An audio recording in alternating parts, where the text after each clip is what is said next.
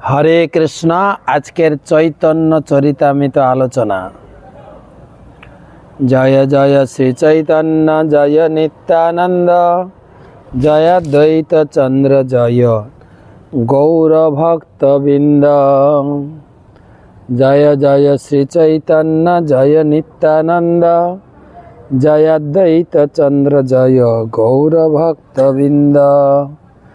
जय जय श्री चैतन्य जय नित्यानंद जय अद्वैत चंद्र जय गौर भक्तबिंद। नमो ओं विष्णुपादाय कृष्ण प्रेष्ठाय भूतले श्रीमते भक्ति वेदांत स्वामी निति नामिने।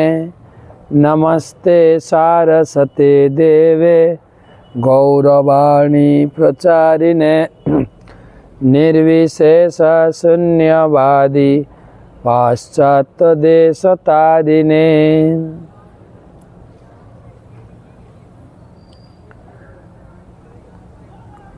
अनर्पित चरिम चिरात करुणया अवतीर्ण कलौ समयर पैतुम उन्नत उज्ज्वल रसाम सभक्ति श्रियम।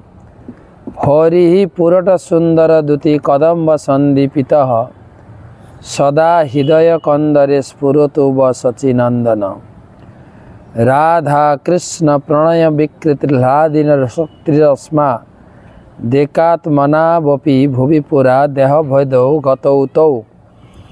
चैतनाख्यम प्रकट मधुना तद्दयं चैकमाप्तम राधा भाव दूति सुबलितम नौमी कृष्ण स्वरूपम।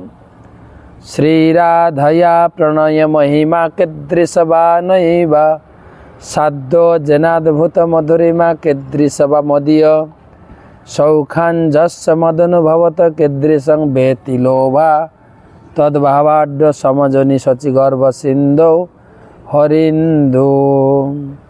जय श्री कृष्ण चैतन्य प्रभु नित्यानंद श्री अद्वैत गदाधर श्रीवासदि श्री गौर भक्तबिंद। हरे कृष्णा कृष्ण कृष्ण हरे हरे हरे राम राम राम हरे हरे। नमो ओं विष्णुपादाय कृष्ण पृष्ठाय भूतले श्रीमते जय पताका स्वामी निति नामिने। नमो आचार्य पादाय निताय कृपा प्रदायिने गौर कथा धामदाय नगर ग्राम तारिणे। तो आज के अष्टादश 18तम चैतन्य चरितामृत क्लास आमादेर आलोचना चलছে चैतन्य चरितामृत आदिलीला द्वितीय परिच्छेदेर 25 श्लोक থেকে आलोचना।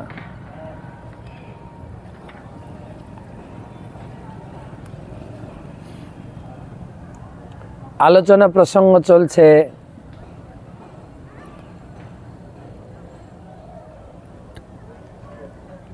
चैतन्य तत्व निरूपण। चैतन्य महाप्रभु आसले के छिलेन এই আলোচনা প্রসঙ্গে আমাদের কৃষ্ণই ভগবান, তিনি ব্রহ্ম পরমাত্মা এবং তিনি ষড়ৈশ্বর্যপূর্ণ ভগবান এটা প্রতিষ্ঠা করছেন। তারপরে চৈতন্যদেব তিনি স্বয়ং কৃষ্ণ এটা বুঝাবেন। স্বয়ং কৃষ্ণই प्रथमे कृष्ण के भगवान रूपे प्रतिष्ठा करार परे कृष्णई चैतन्य रूपे जगते आविर्भूत हयेछेन। भक्ति जोगे पाई जा भक्ति जोगे भक्त पाई जाहार दर्शन सूर्य जेन सविग्रह देखे देवगण। भक्ति जगे भक्त पाई जहार दर्शन आमर 25 श्लोक থেকে आलोचना करছি। सूर्य जन सविग्रह देखे ये सूर्य के ना देखे কিন্তু আমরা সূর্যকে দেখছি আলো, জ্যোতি, কিন্তু দেবতারা সূর্যদেব, বিবস্বান সূর্যদেবকে তারা দর্শন করে। মানে সূর্য কেবল জ্যোতি, আলোকপিণ্ড, অগ্নিপিণ্ড না, সূর্যের পিছনে দেবতা আছে। সেটা কারা দেখতে পায় না? দেবতারা দেখতে পায়। ঠিক সেই রকম ভগবানের সামনে জ্যোতি, জ্যোতির পরে পরমাত্মা, পরমাত্মার পরে হচ্ছেন ভগবান।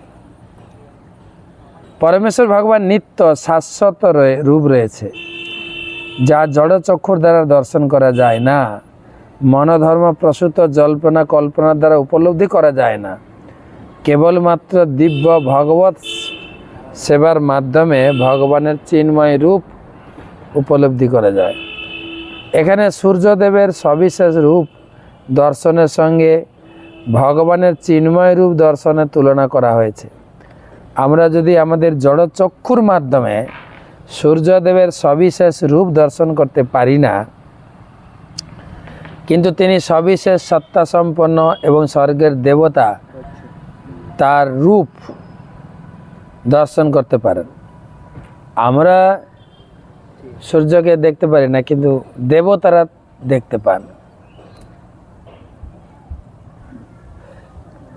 কারণ সূর্যদেবের দেহ নির্গত যে রশ্মি ছটা তাকে আবৃত করে রেখেছে, সেই রশ্মি ছটার আবরণ ভেদ করে সূর্যদেবকে দর্শন করার উপযুক্ত চক্ষু তাদের রয়েছে। জড় প্রকৃতির নির্দেশনায় পরিচালিত প্রতিটি গ্রহেরই নিজস্ব একটা পরিবেশ রয়েছে।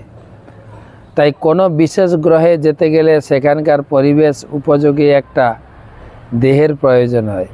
পৃথিবীর মানুষেরা হয়তো চন্দ্রলোকে গিয়ে থাকতে পারে, কিন্তু স্বর্গের দেবতারা অনায়াসে অগ্নিময় সূর্যলোকে প্রবেশ করতে পারেন। পৃথিবীর মানুষের কাছে যা অসাধ্য, স্বর্গের দেবতাদের কাছে তা সহজলভ্য। কেননা তাদের শরীর ভিন্ন ধরনের এবং উচ্চ ক্ষমতা সম্পন্ন। তেমনি পরমেশ্বর ভগবানকে দর্শন করার জন্য ভগবত প্রেমের অঞ্জনে রঞ্জিত চক্ষুর প্রয়োজন, যারা অপ্রাকৃত শব্দ তরঙ্গের সাহায্য ব্যতীত বৈজ্ঞানিক গবেষণা ও মনোধর্ম প্রসূত জল্পনা কল্পনার মাধ্যমে পরম তত্ত্বকে জানবার চেষ্টা করে, তারা কখনই তাকে জানতে পারে না। আরোহ পন্থায় পরম তত্ত্বকে জানার চরম সীমা হচ্ছে ব্রহ্ম উপলব্ধি, পরমাত্মা উপলব্ধি। কিন্তু সেই পন্থায় কোনো সবিশেষ ভগবান উপলব্ধি হয় না। আরোহ পন্থা আর অবরোহ পন্থা। আরোহ মানে উঠা, আরোহী বলে না, পর্বত আরোহী, নিজের চেষ্টায় উপরে উঠা, অর্থাৎ নিজের চেষ্টায় এই জ্ঞান গ্রহণ করা। আমি রিসার্চ করব, জানবো, এটাকে বলে আরোহ।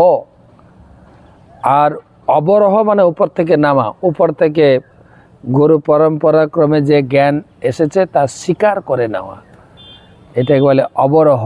যেরকম আমাদের সারাদিন প্যান্ডেলে গীতার বিষয়ে আলোচনা করছেন পরম পূজ্য শ্রীমৎ ভক্তি পুরুষোত্তম স্বামী মহারাজ। আমরা এই গীতা জয়ন্তী উৎসবে পুরো ডুবে আছি।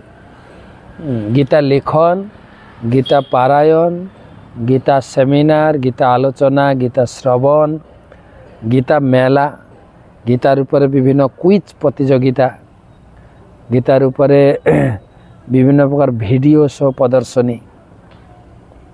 প্রদর্শনী, গীতাময় একদম। এবং প্রচুর লোক গীতা দান করছেন। অযোধ্যার রাম মন্দির উদ্ঘাটনে আমরা 3 লক্ষ গীতা নিয়ে যাব, শুধু গীতা আর গীতা।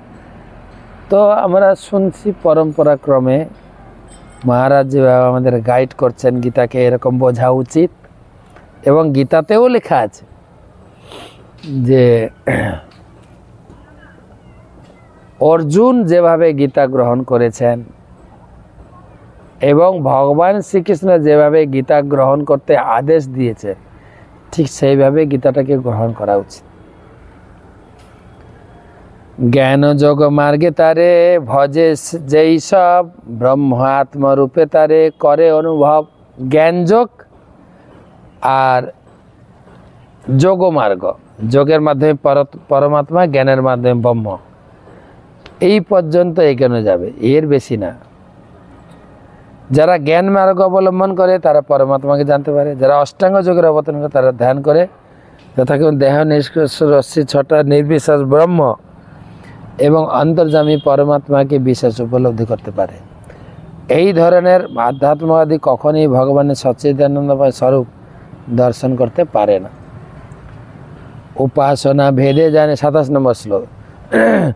উপাসনা ভেদে জানি ঈশ্বর মহিমা, অতএব সূর্য তার দিয়ে তো উপমা। উপাসনার ভেদ যেরকম বলা হলো, যারা জ্ঞান মার্গ তারা পরমাত্মাকে জানতে পারে, যোগ মার্গ তারা ব্রহ্মকে জানতে পারবে, যারা ভক্তি মার্গ তারা সরাসরি ভগবানকে দর্শন করতে পারবে। উপাসনার ভেদ সেই নারায়ণ কৃষ্ণের স্বরূপ অভেদ, একই বিগ্রহ কিন্তু আকার বিভেদ। কৃষ্ণ আর বিষ্ণুর মধ্যে সম্পর্ক, কবিরাজ গোস্বামী বলছেন নারায়ণ হচ্ছেন, নারায়ণ আর কৃষ্ণ একই তত্ত্ব, অভেদ তত্ত্ব, কিন্তু আকারে বিভেদ। কীরকম বিভেদ? ইহ তো দ্বিভুজ তিহ ধরে চারি হাত, ইহ বেনু ধরে তিহ চক্রাদিক সাত।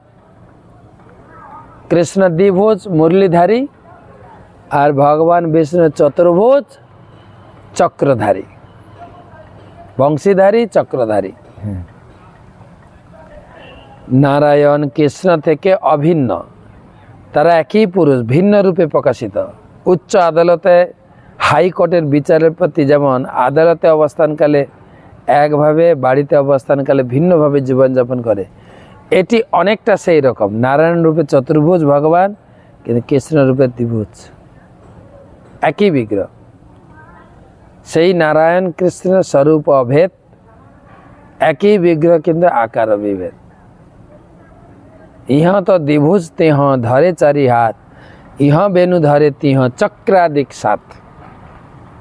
নারায়ণস্তম হি নারায়ণস্তম নহি সর্বদেহিনাম অদ্ধা আত্মা সদ্ধিসাখিল লোক সাক্ষী। নারায়ণম অঙ্গ নর ভুজলায়না তচ্চাপি সত্যম ন তবৈব মায়া। হে অধীশ্বর, তুমি অখিল লোক সাক্ষী, তুমি হচ্ছ সকলের প্রিয় আত্মা, তাই তুমি কি আমার পিতা নও? নর জাত জলে অঙ্গ অংশ, তোমরা অংশ স্বরূপ। কারণদক্ষায় বিষ্ণু, ক্ষীরদক্ষায় বিষ্ণু, গর্ভদক্ষায় বিষ্ণু, কেউই মায়ার অধীন নয়। তারা সকলেই মায়াধীশ, মায়াতীত, পরম সত্য। ভগবান যখন বললেন ব্রহ্মা তুমি কি প্রার্থনা করছো আমাকে, তখন ভগবান বলছেন, ব্রহ্মা বলছেন আমি তোমার চরণে অনেক অপরাধ করেছি, ক্ষমা করে দাও। পিতা যেমন পুত্রের, গুরু যেমন শিষ্যের, তুমি আমার পিতা, তুমি আমার অবোধ বালকের অপরাধ ক্ষমা করে দাও। তো তখন ভগবান কৃষ্ণ বললেন তোমার পিতা তো নারায়ণ, হ্যাঁ আমি তো গাই চড়িয়ে খাই, আমি তো মাঠে গাই চড়াই, গোপীদের সঙ্গে রাসলীলা করি, তোমার আবার পিতা হলাম কি করে? তখন এতগুলি শ্লোক ব্রহ্মা বলেছেন, এই তত্ত্বকে প্রতিষ্ঠা করছেন। এই 30 নম্বর শ্লোকটি ভাগবতমের থেকে নেওয়া, 10ম স্কন্ধে 14 অধ্যায় 4 শ্লোক। শ্রীকৃষ্ণের যোগৈশ্বর্যের কাছে পরাভূত হয়ে ব্রহ্মা যখন ভুল বুঝতে পারেন, তখন তার দৈন্যতা সহকারে কৃষ্ণের উদ্দেশ্যে প্রার্থনা নিবেদন করেন।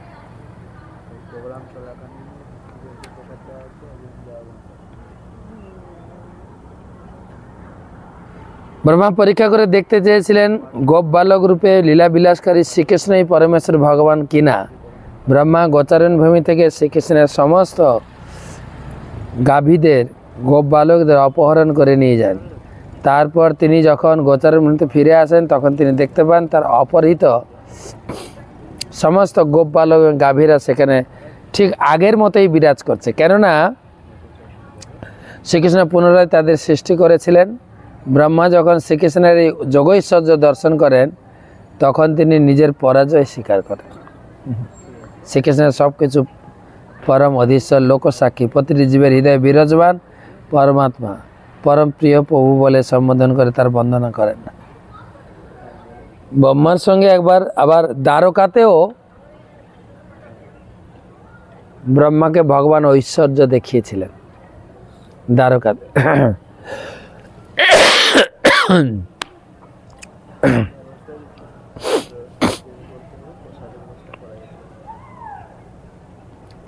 একবার ব্রহ্মা গেছেন দ্বারকাতে ভগবান শ্রীকৃষ্ণের সঙ্গে সাক্ষাৎ করতে। ভগবান তখন রাজধানীতে রাজকার্যে ছিলেন। আর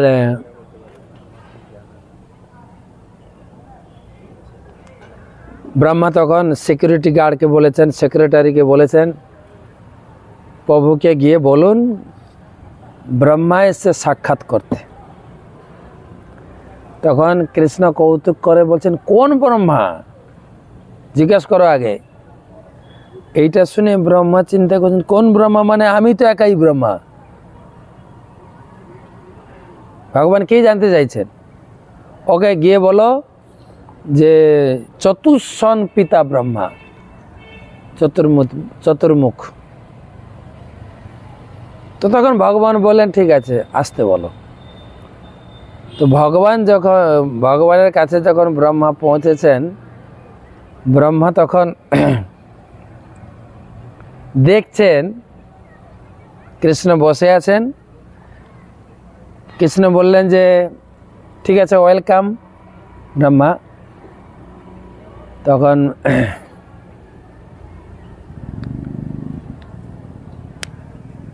ব্রহ্মা বললেন প্রভু, ভগবান বললেন যে তোমার এখানে আগমনের হেতু কি বলো।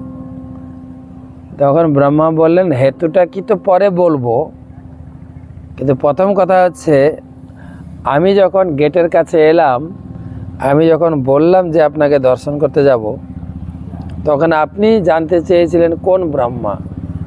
তো প্রভু আমার মনের ভিতরে একটা সন্দেহ বাসা বেঁধেছে, আমি ছাড়া কি কোনো ব্রহ্মা আছে কিনা।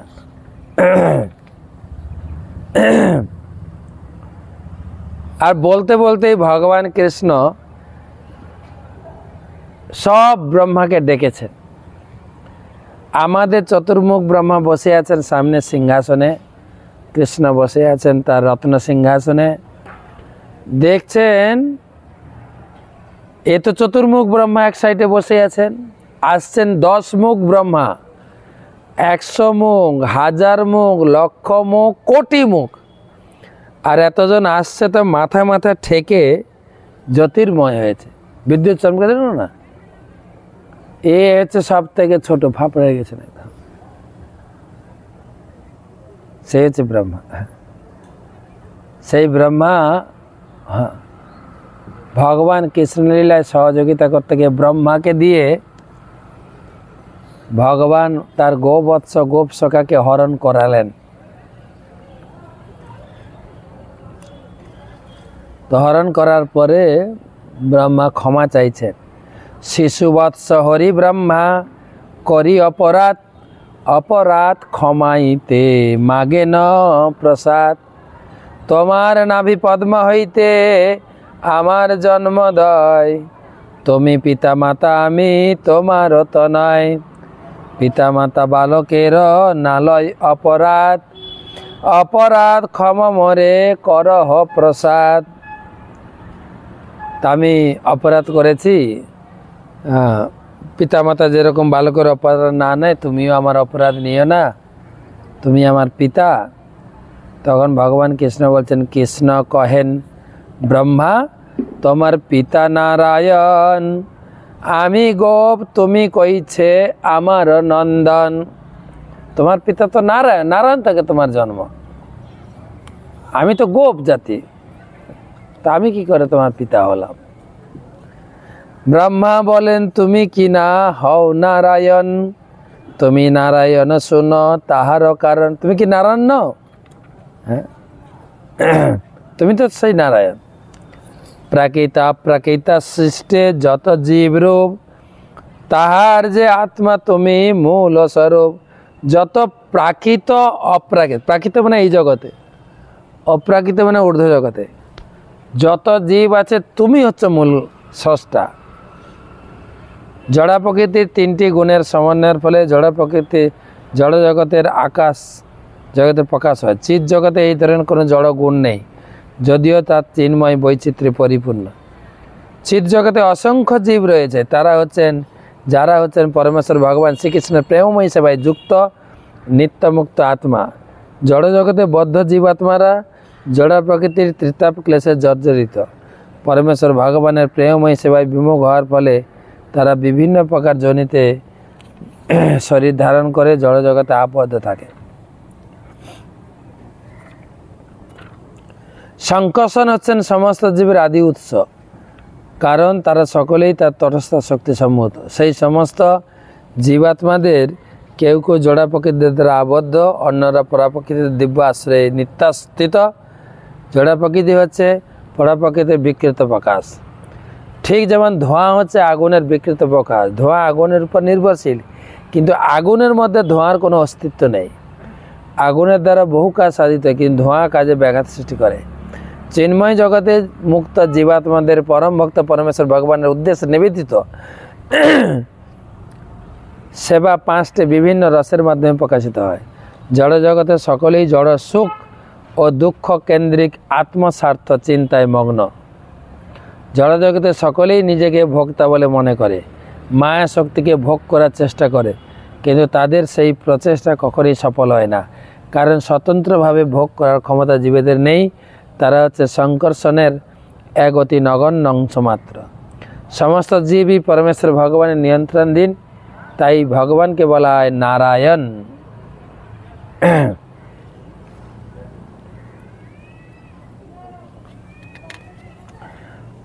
ভগবান কৃষ্ণ প্রতিষ্ঠা করছেন, কৃষ্ণই হচ্ছেন নারায়ণ। পৃথ্বী জয়ছে ঘটকুলের কারণ আশ্রয়, জীবের নিদান তুমি তুমি সর্বাশ্রয়। এই যে ঘট না, ঘটে মাটি আছে, জল আছে, কুম্ভকার আছে, কিন্তু মূল হচ্ছে মাটি। ঠিক সেরকম সমস্ত সৃষ্টির সমস্ত জীবের মূল হচ্ছে তুমি। সে কথায় গীতায়ও বলেছেন ভগবান। বিশাল পৃথিবী যেমন সমস্ত মাটির পাত্রের উপাদান সমূহের মূল উৎস, তেমনি পরমাত্মা জীব হচ্ছেন সমস্ত জীবের উৎস। সর্বকারণ পরম কারণ পরমেশ্বর ভগবান হচ্ছেন সমস্ত জীবের কারণ। সে কথা ভগবদ্গীতায় 7ম অধ্যায়ে 10ম শ্লোকে প্রতিপন্ন হয়েছে। সেখানে ভগবান বলেছেন বীজম মাম সর্বভূতানাম, আমি সমস্ত জীবের বীজ। এবং উপনিষদে বলা হয়েছে নিত্যানাম চেতন নাম। পরমেশ্বর ভগবান হচ্ছেন সমস্ত চেতনের মধ্যে চেতন। পরমেশ্বর ভগবান হচ্ছেন জড় ও চেতন উভয় সৃষ্টির মূল উৎস। বিশিষ্ট দ্বৈতবাদীরা বেদান্ত সূত্রের ব্যাখ্যা করতে গিয়ে বলেন যে যদিও জীবের 2 রকমের শরীর রয়েছে, মন বুদ্ধি ও অহংকার, সূক্ষ্ম শরীর, পঞ্চভূতাত্মক স্থূল শরীর, এবং যদিও সেইভাবে স্থূল সূক্ষ্ম আধ্যাত্মিক 3 রকমের শরীরে বিরাজ করছে, তবুও সেই চিন্ময় আত্মা ছাড়া আর কিছু নয়। তেমনি জড় ও চেতন জগৎ প্রকাশকারী পরমেশ্বর ভগবান হচ্ছেন পরম আত্মা। জীবাত্মা হচ্ছে যেমন মূল স্থূল ও সূক্ষ্ম শরীর থেকে প্রায় অভিন্ন, তেমনি পরমেশ্বর ভগবানও জড় ও চেতন জগৎ থেকে প্রায় অভিন্ন। জড় বিষয়ভোগের চেষ্টায় মগ্নবদ্ধ জীবে পরিপূর্ণ মায়িক জগৎ হচ্ছে ভগবানের বহিরঙ্গা শক্তিজাত এবং ভগবানের প্রেমময়ী সেবায় যুক্ত ভগবানের শুদ্ধ ভক্তে পূর্ণ চিৎ জগৎ হচ্ছে তার অন্তরঙ্গা শক্তির প্রকাশ। যেহেতু সমস্ত জীবই পরমেশ্বর ভগবানের অনুসদৃশ চিৎ স্ফুলিঙ্গ, তাই তিনি হচ্ছেন জড় ও চেতন উভয় জগতেরই পরমাত্মা। শ্রী চৈতন্য মহাপ্রভু প্রবর্তিত অচিন্ত ভেদাভেদ তত্ত্বের অনুসরণকারী বৈষ্ণবদের সিদ্ধান্ত হচ্ছে সব কিছুর কারণ ও কার্যরূপী পরমেশ্বর ভগবান অচিন্ত তত্ত্ব এবং তিনি তার প্রকাশিত শক্তির যুগপৎ ভিন্ন অভিন্ন। নার শব্দে কহে যে সর্ব জীবের নিচয়, অয়ন শব্দতে কহে তাহার আশ্রয়। নার মানে সমস্ত জীবকে বোঝায়, অয়ন মানে সমস্ত জীবের আশ্রয়কে বোঝায়। নার মানে সমস্ত জীবকে বোঝায়, অয়ন মানে আশ্রিত আশ্রয়কে বোঝায়।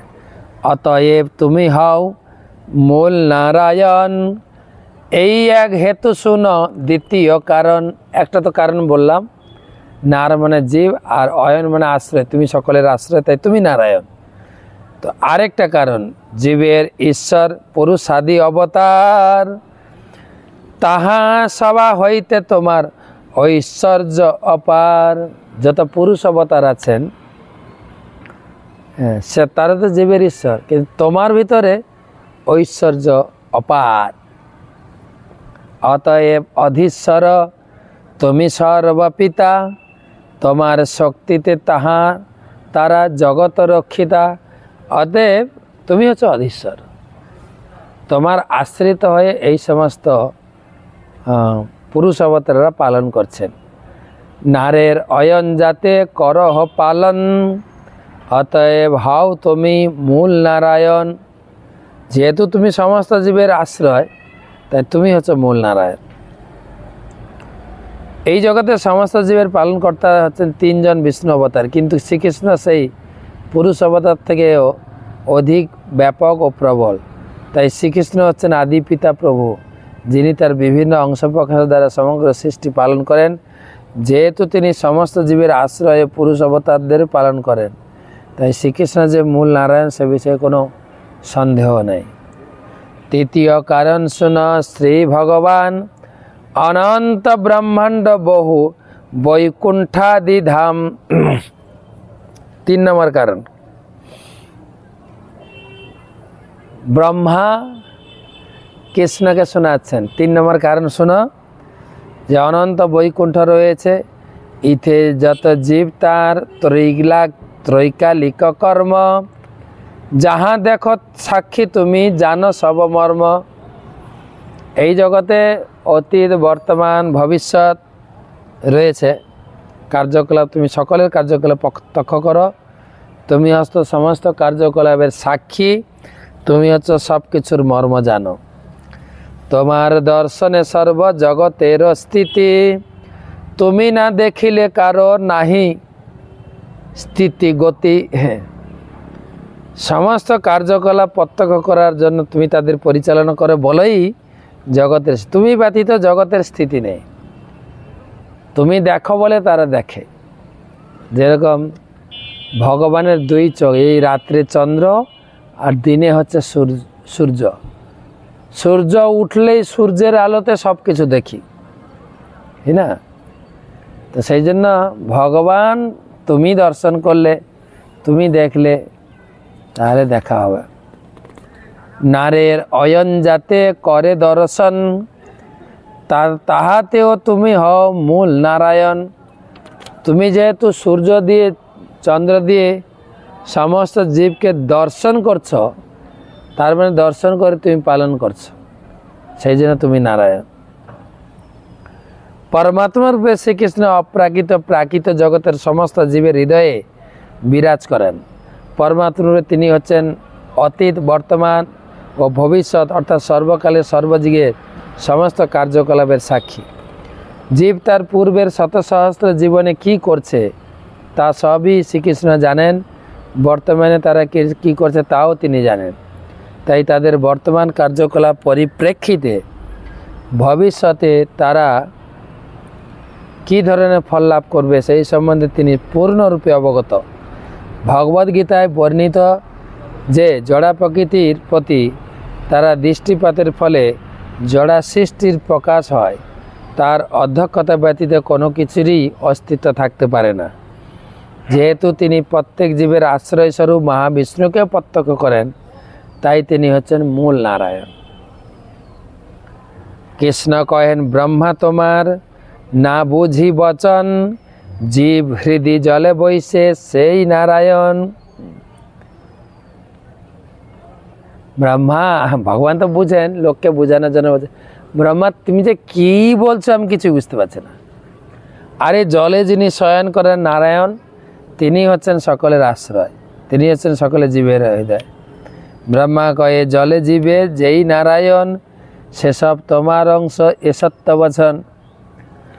ব্রহ্মা বলছেন, হ্যাঁ সেটাই তো বলছি, যিনি জলে শয়ন করে আছেন নারায়ণ, সে তোমার থেকেই প্রকাশ।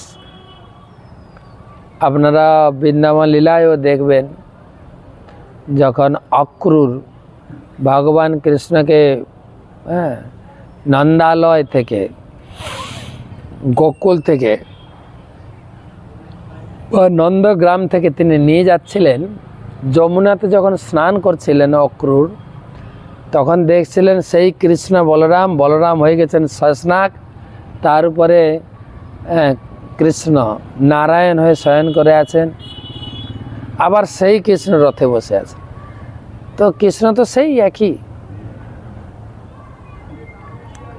কারণাব্ধি গর্ভদক ক্ষীরদক সাই, মায়ার দ্বারে সৃষ্টি করে তাতে সব মাই।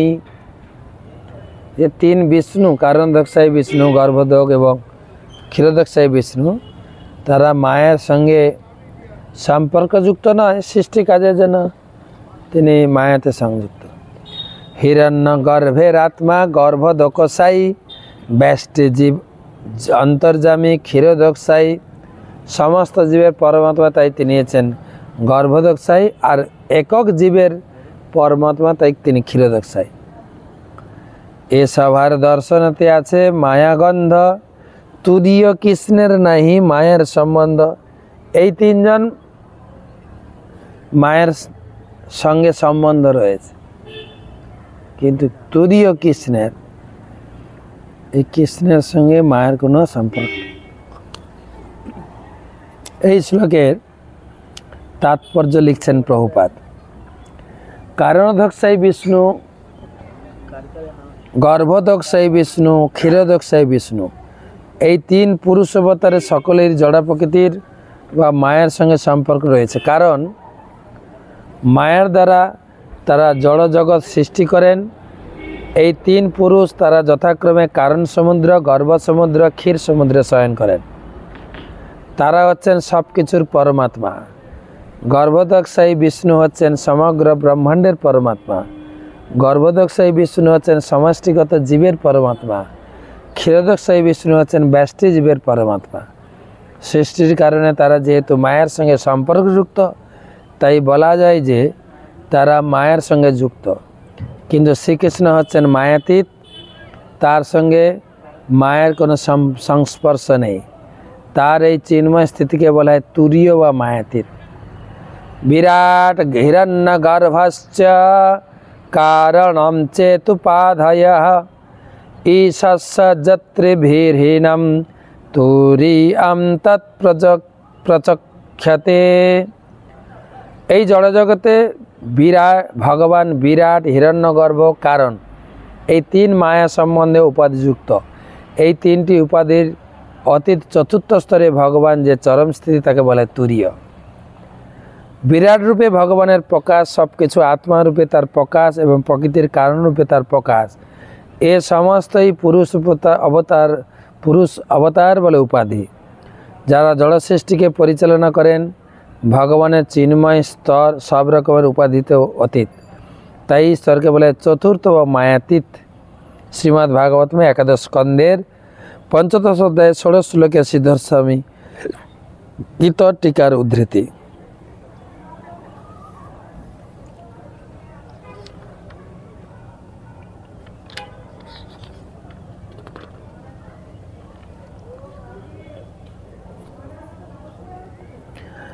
যদ্যপি তিনের মায়া লইয়া ব্যবহার, তথাপি তৎস্পর্শ নাহি সভে মায়া পার। যদিও মায়াকে নিয়ে এই জগৎ তারা সৃষ্টি করেছেন, কিন্তু তারা মায়ার ঊর্ধ্বে।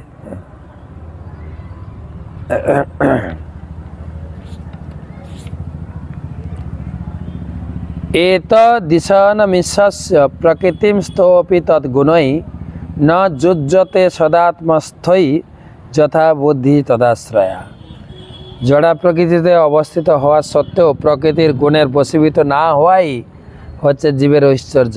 তেমনি যারা তার শরণাগত হয়ে তাদের বুদ্ধিকে তার উপর নিবদ্ধ করেন, তারাও কখনো প্রকৃতির গুণের দ্বারা প্রভাবিত হন না।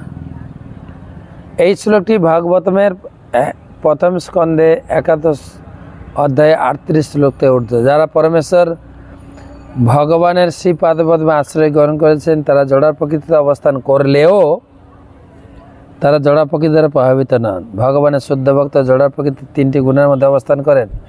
গুণজাত বিভিন্ন কর্মে লিপ্ত থাকেন, কিন্তু তাদের কৃষ্ণ ভাবনাময় অপ্রাকৃত বুদ্ধির প্রভাবে তারা কখনই জড়া প্রকৃতির সেই গুণগুলির দ্বারা প্রভাবিত হন না। জড়জাগতিক কার্যকলাপ এই ধরনের ভক্তদের আকৃষ্ট করতে পারে। তাই পরমেশ্বর ভগবান এবং তার অনুগত সেবাপরায়ণ ভক্তরা জড়া প্রকৃতির কলুষ থেকে সম্পূর্ণরূপে মুক্ত।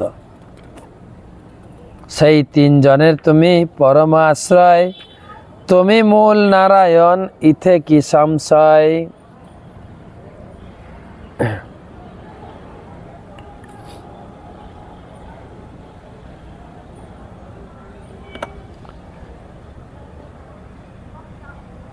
তুমি হচ্ছে 3 পুরুষ অবতারের মূল, তুমি এতে সংশয় নেই। ব্রহ্মা এখানে তার শক্তি উক্তির মাধ্যমে প্রতিপন্ন করেছেন যে ভগবান শ্রীকৃষ্ণ হচ্ছেন পরমেশ্বর ভগবান এবং 3 পুরুষ অবতার, ক্ষীরোদক্ষায় বিষ্ণু, গর্ভদক্ষায় বিষ্ণু, কারণদক্ষায় বিষ্ণু মূল উৎস। তার লীলাবিলাসের জন্য ভগবান শ্রীকৃষ্ণ নিজেকে প্রথমে বাসুদেব, শঙ্কর্ষণ, পদ্মম্ন, অনিরুদ্ধ রূপে প্রকাশ করেন এবং এই 4 প্রকাশই হচ্ছেন ভগবানের আদি প্রকাশ। কারণ সমুদ্রে সাহিত্য সমগ্র জড়শক্তি বা মহত্তত্ত্বের স্রষ্টা প্রথম পুরুষ অবতার মহাবিষ্ণু রূপে প্রকাশিত হয় শঙ্কর্ষণ থেকে, দ্বিতীয় পুরুষ অবতার পদ্মম্ন থেকে, তৃতীয় পুরুষ অবতার ক্ষীরোদক্ষ বিষ্ণু প্রকাশ হয় অনিরুদ্ধ থেকে। এই 3 পুরুষ অবতার নারায়ণ থেকে উদ্ভূত প্রকাশ সমূহের সমপর্যায়ভুক্ত। নারায়ণ প্রকাশিত হন স্বয়ং ভগবান শ্রীকৃষ্ণ থেকে, স্বয়ং নারায়ণ থেকে এই কটা প্রকাশ। তো আমরা এই 56 পর্যন্ত পড়লাম। আমার মনে হয় গত ক্লাসের কিছু শ্লোক এখানে মিশে গেছে।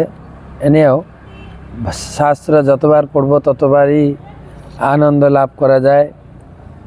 তো এখন গীতা জয়ন্তী উপলক্ষে যারা যারা গীতা দান করেছেন তাদের নাম ঘোষণা করব।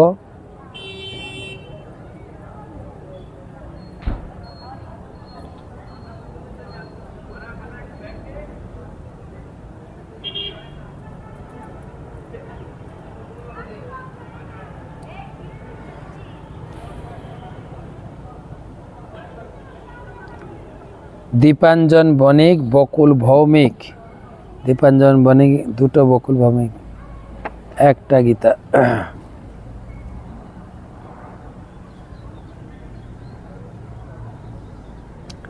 আমাদের আর এই মাসটা এবং আগামী ফেব্রুয়ারি 20 তারিখ পর্যন্ত আমরা এই গীতা কালেকশন সংগ্রহ করব।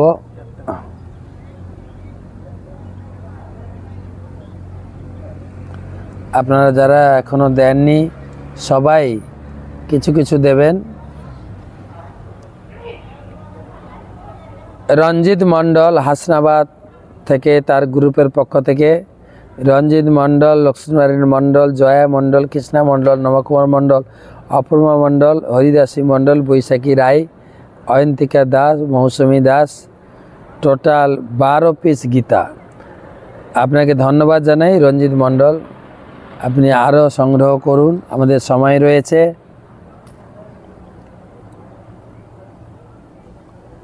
আমাদের বাংলাদেশ থেকে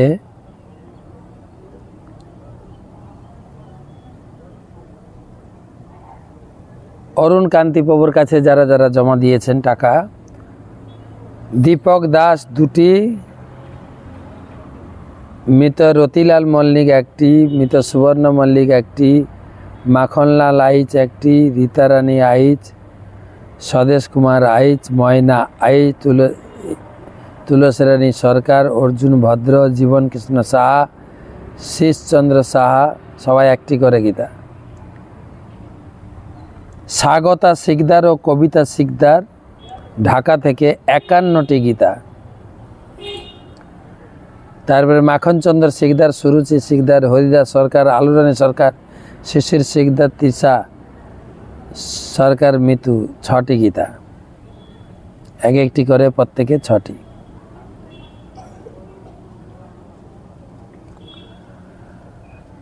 তারপরে আমাদের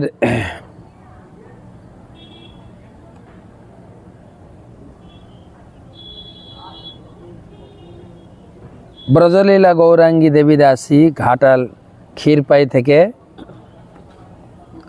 তার গ্রুপের পক্ষ থেকে শিব ঈশ্বর যাদব, দীপাংশু সোনার, সুব্রত সামাল, পম্পা মিত্র, সোমা ঘোষ, বিজয় ঘোষ, দীপক কুমার প্রধান, সুদেবী মঞ্জরি দেবী দাসী,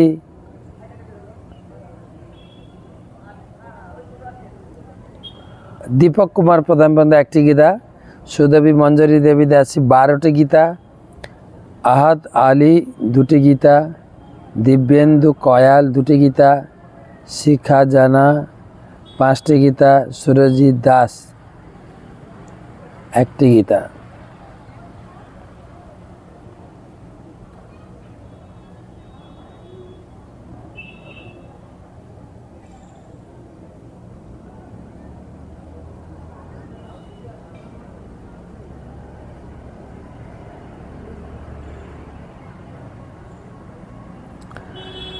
অনন্ত আচার্যবাবুর গ্রুপের পক্ষ থেকে গদাধর কিঙ্কর দাস, কমলাকান্ত দাস 22টি গীতা, গদাধর কিঙ্কর দাস 11টি গীতা, জয়দীপ ঘোষ 51, ধীরেন ঘরাই 108, বিনায়ক দাস 2টি, শ্রীরাম দাস 2টি, বর্ষণ চন্দ্রিকা দেবী দাসী 11, পরম ধাম দাস 4, গোবিন্দ রেস্টুরেন্ট 48, প্রাণানন্দিনী দেবী দাসী 6, দীপা অধিকারী 5, পুতুল সরকার 1, মনোজ ঘোষ 3, কৃষ্ণ দাস 10। জয় বজেশ্বর প্রভুর পক্ষ থেকে মৌসুমী ভট্টাচার্য 1, ইন্দ্রজিৎ এবং কাজল মহিতা 4, মৃদাঙ্ক রায় 4, কল্পনা রায় 2, সঞ্জয় দত্ত 10, রাখি দত্ত 5, সর্বাণী পাল 3, সুপ্রভাত পাল 2, দেবব্রত দেব 1, অন্তরা দেবনাথ 2, প্রহ্লাদ মালিয়া 4।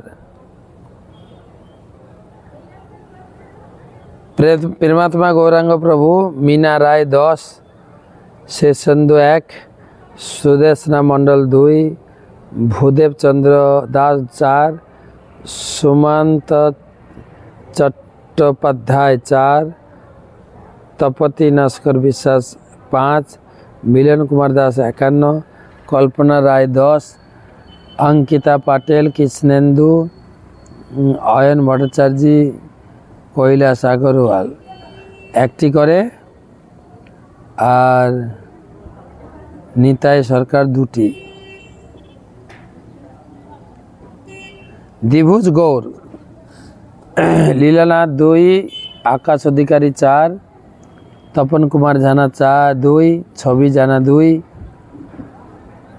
কাবেরী গাতায় 2, শ্রেয়া গাতায় 2, রসিকা কয়াল 3, শুভঙ্কর কয়াল 6, রেখা কয়াল 2, মনোজ কুমার 21, অপর্ণা মণ্ডল 1, অর্চনা দেবনাথ 1, সরস্বতী তালুকদার 1,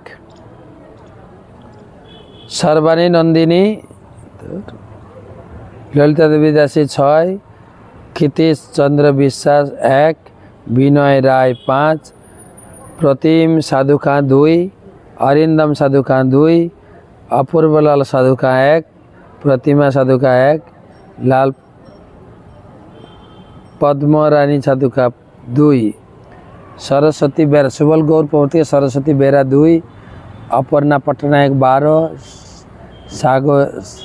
सागरिक मंडल 2, कमल नेत्र के दास 4, सुमन शर्मा 5, गंगाधर पात्र 11, खोकन नस्कर 37, संजना एंड सुप्रीति माइती 21, संदीप चंद्र 1, अमित चंद्र 1, शोभा चंद्र 1, मंजू नस्कर 1, सुप्रिया सीता माता जी, जयदेव दत्त 1, मित्र बिंदा माधुरी देवीदासी 4, शंभुनाथ मंडल 4, सौभिक मंडल 3, सुभाषिष तेलसी नंदित 2, निवारण देवनाथ 3, शुभचरण कमल दास 1, अमरपाल 6, चित्तरंजन सरकार 5, नारायण दास 5, देवादि सरकार राय 11, देवाशीष शासमल 2 एवं सुमन सुमित दाय सौरभ दलाई 2।